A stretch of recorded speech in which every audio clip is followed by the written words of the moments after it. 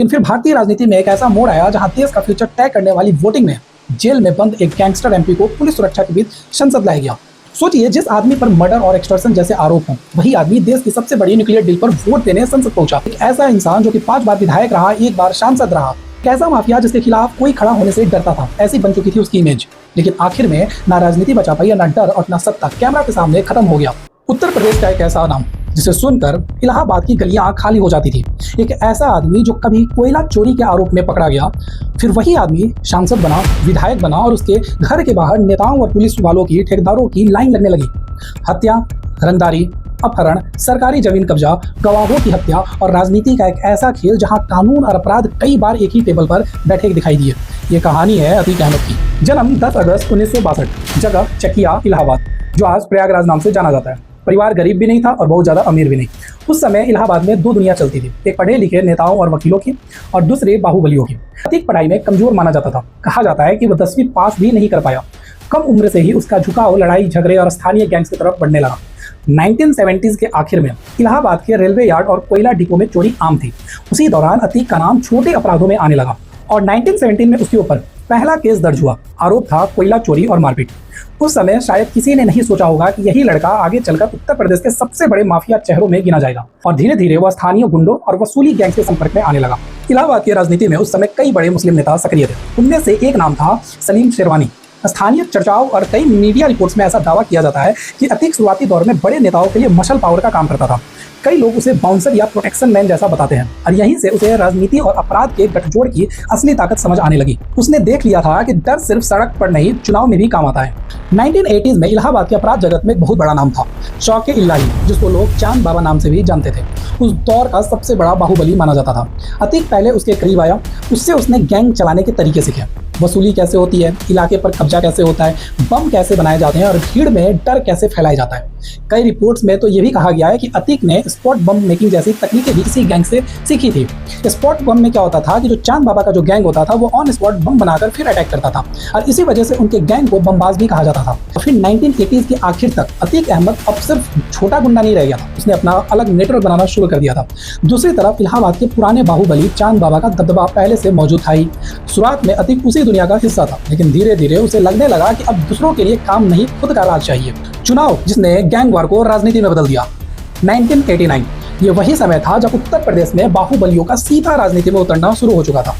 अतीक अहमद ने इलाहाबाद पश्चिम सीट से चुनाव लड़ने का फैसला किया। सबसे बड़ी बात, उसने इसी इन्फ्लुएंस सर्कल को चैलेंज कर दिया जिस पर कभी चांद बाबा का दबदबा था। स्थानीय चर्चाओं में कहा जाता है कि अतीक ने चुनाव के दौरान अपने डर, स्टेट पावर और लोकल सपोर्ट का पूरा इस्तेमाल किया और फिर वो चुनाव जीत भी गया। अतीक की जीत सिर्फ पॉलिटिकल विक्ट्री नहीं थी, ये मैसेज था कि इलाहाबाद में अब नया पावर सेंटर आ चुका है।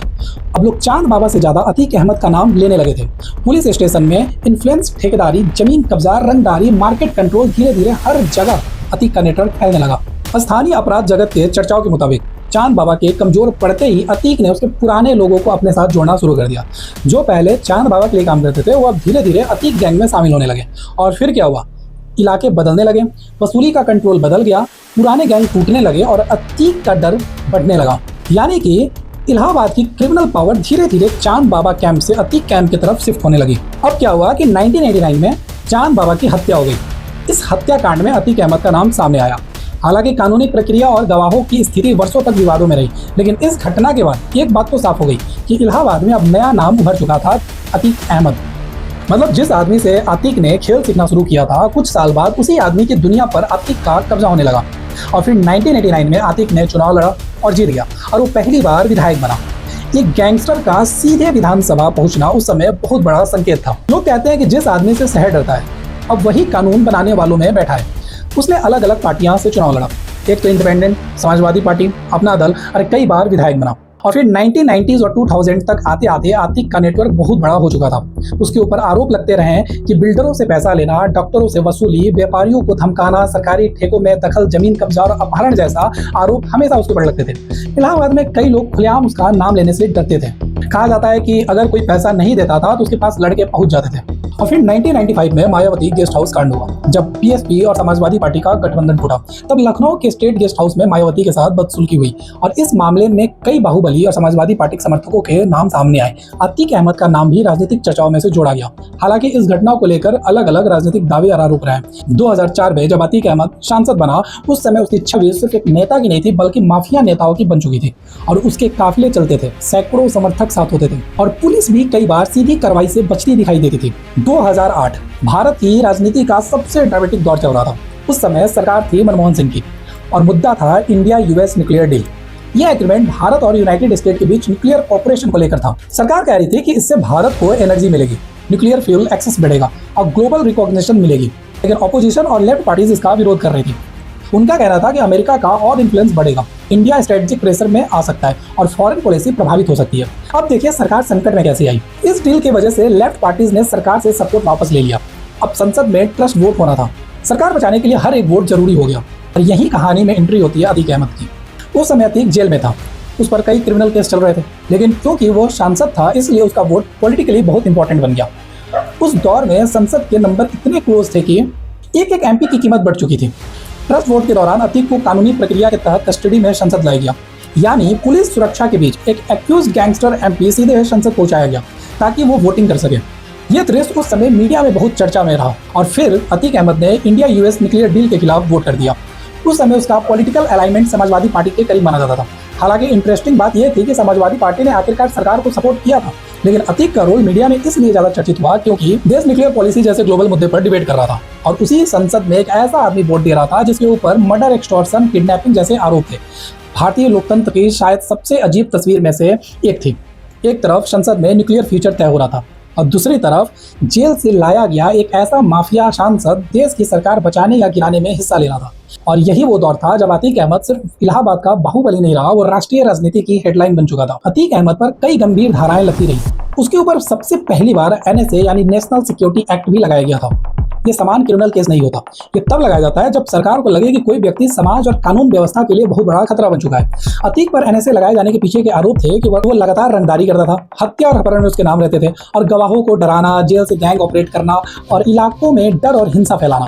सरकार और पुलिस का दावा था कि अतीक का नेटवर्क इतना ज्यादा बड़ा हो चुका था कि उसको सामान्य कानून से रोकना मुश्किल हो रहा था, इसलिए उसके खिलाफ एनएसए का इस्तेमाल किया गया। अब आया 2004।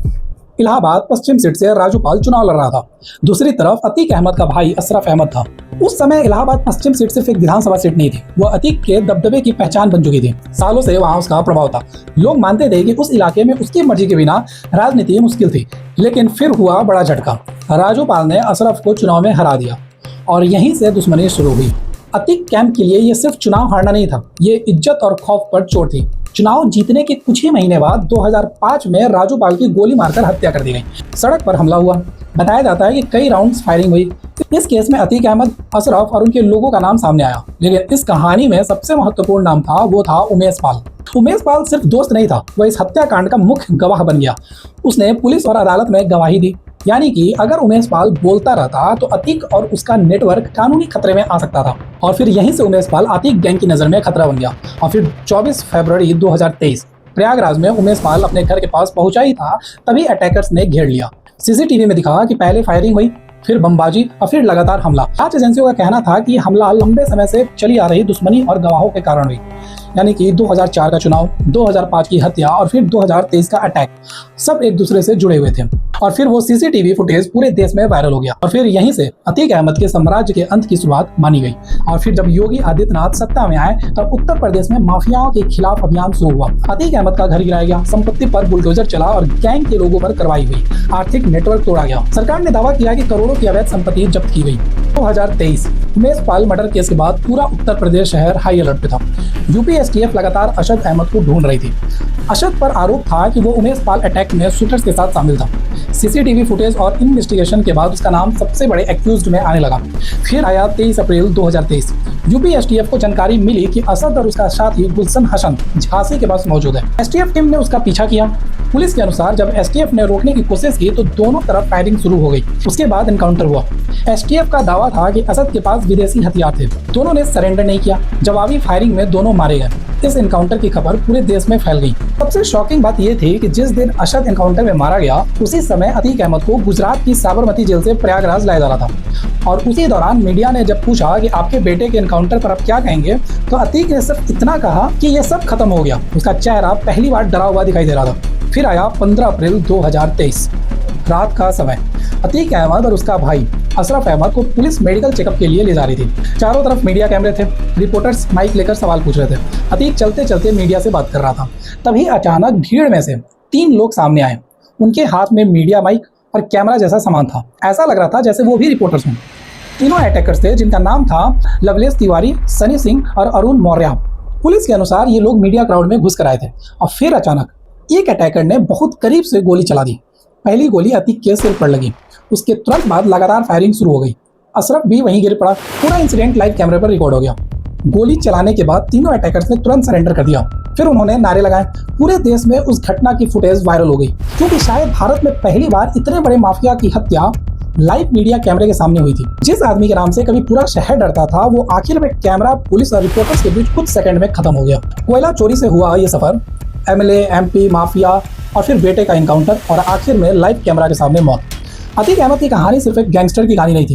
ये उस दौर की कहानी थी जहां अपराध, राजनीति और डर एक साथ सत्ता चला रहे थे। अगर अतीक अहमद का राजनीतिक सफर बहुत लंबा रहा। वो कुल 5 बार विधायक और 1 बार सांसद बना। उसने इलाहाबाद पश्चिम सीट से कई बार चुनाव जीता। 1989 में, 1991 में, 1993 में, 1996 में और लास्ट 2002 में। इन चुनाव से उसकी छवि सिर्फ नेता की नहीं थी, बल्कि माफिया जिसके खिलाफ कोई खड़ा होने से डरता था, ऐसी बन चुकी थी कि लोग कहते थे कि इलाके में अतीक का इन्फ्लुएंस इतना था कि कई लोग खुलकर उसके खिलाफ प्रचार करने से भी डरते थे।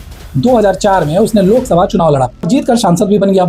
उसने फूलपुर सीट से चुनाव जीता था। यही वो सीट थी जहां से कभी जवाहरलाल नेहरू भी सांसद रहे थे। एक सीट जो कभी भारत के पहले प्रधानमंत्री से जुड़ी थी। उसी सीट से अब एक ऐसा आदमी संसद पहुंच चुका था जिसके ऊपर दर्जनों क्रिमिनल केस थे। आपको ऐसी असली क्राइम पॉलिटिक्स डॉक्यूमेंट्रीज पसंद है तो मेरे चैनल को सब्सक्राइब जरूर करें।